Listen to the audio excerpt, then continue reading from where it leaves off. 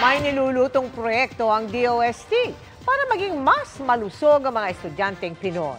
Mga pang-recess na puno ng sustansya. Pero papasa kaya sa panlasa ng mga bata? Sila mismo ang nag-taste test sa pagtutok ni Lay Alves.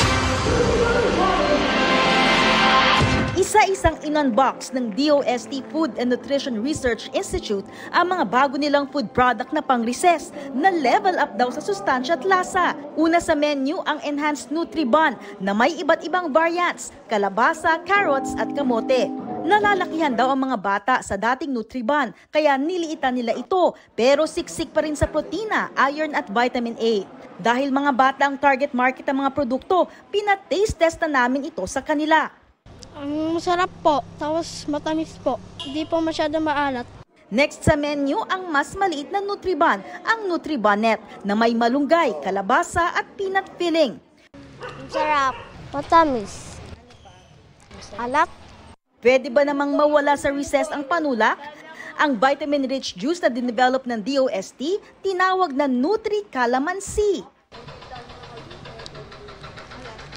Lasang kalamansi po. Matamis po onte. Para iwas sawa, may iba pang options tulad ng protein at energy source na Nutri Cookies na gawa sa plant-based ingredients.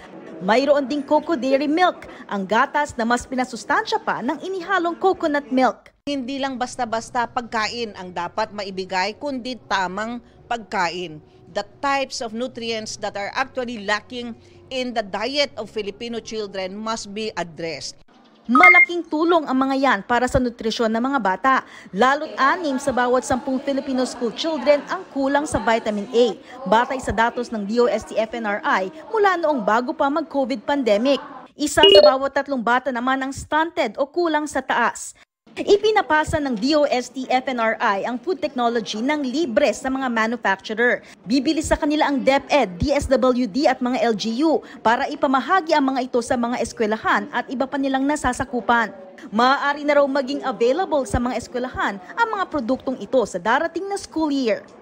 Para sa GMA Integrated News, Lay Alves, nakatutok, 24 oras. Good news mga kapuso! Maaari niyong mapanood ang 24 oras at iba pa naming mga newscast sa aming YouTube channel. I-click lang ang subscribe button na lalabas sa screen. Sa mga kapuso abroad, maaari niyo kaming masubaybayan sa GMA Pinoy TV at sa www.gmanews.tv.